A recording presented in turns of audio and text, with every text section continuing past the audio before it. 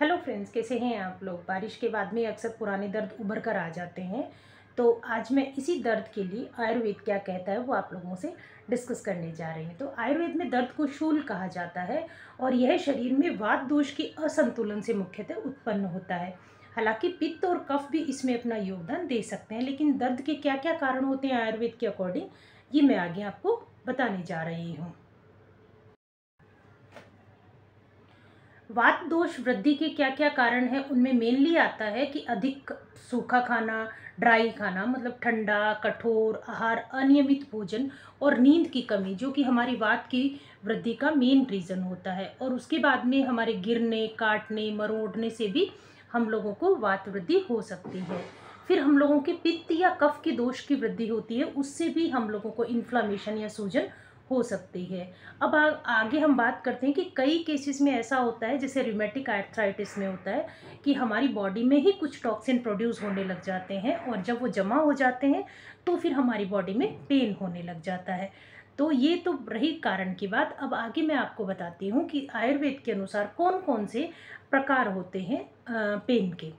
तो वातजशूल कौन सा होता है? वातजशूल जो होता है वो बहुत तेज होता है और चलने फिरने में असमर्थता हो जाती है। और पित्तशूल में हमारी बॉडी में हम लोगों को एक हीट प्रोडक्शन लगता है और हमारी बॉडी लाल हो जाती है। और कफज जो शूल होता है उसमें भारीपन के साथ साथ सूजन या सुन्नपन, ये सब रीज़न कारण हम लोगों को देखने को मिलते हैं। तो इस तरह से आप ये पता लगा सकते हैं कि कौन से दोष की वृद्धि का ये पेन हम लोगों को हो रहा है।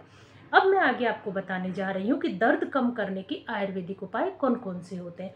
सबसे जो फर्स्ट हमारा उपाय होता है उसमें हम लोग अभ्यंग यानी कि तेल मालिश लेते हैं।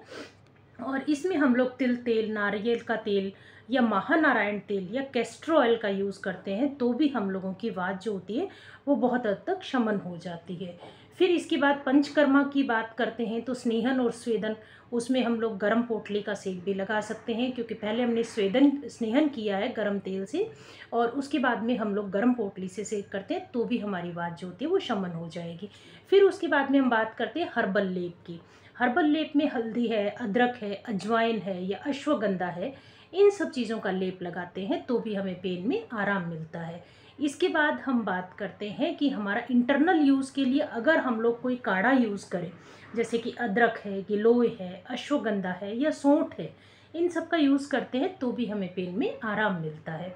और आहार में अगर आप बात करते हैं कि हम लोगों को कौन सा आहार लेना चाहिए अगर हम पेन से परेशान हैं, तो हम लोगों को गर्म और सुपाच्य ताज़ा भोजन, ठंडी और सूखी चीज़ें से बिल्कुल बचना चाहिए। एक चीज़ मैं आप लोगों से कहना चाहूँगी कि आजकल की एनवायरनमेंट के अकॉर्डिंग जो एसी का भरपूर यूज़ आज होने लगा है, उससे भी पेन बहुत बढ़ता है, क्योंकि जो एसी की एयर होती है वो ड्राई होती है और ठंडी होती है, उससे हमारा वात बहुत बढ़ जाता है, जिससे कि हम लोगों को पेन की प्रॉब्लम होती है। तो आप प्लीज़ अगर आप पेन से परेशान हैं तो एसी से थोड़ा दूर रहें। और साथ ही साथ योग और प्राणायाम, जिनमें विशेषकर भुजंगासन, वज्रासन, ये सब आप यूज़ करते हैं तो आप पेन से आराम में रहेंगे, आपको पेन परेशान नहीं करेगा। और इसके अलावा भी अगर आपको पेन परेशान करता है तो प्लीज़ मेरी वीडियोस पे कमेंट कीजिए, मैं आज आपको एज ए रिप्लाई पूरा ट्रीटमेंट प्लान दूंगी। और वीडियो पसंद आई हो तो प्लीज़ लाइक, शेयर और सब्सक्राइब ज़रूर कीजिएगा। Thank you.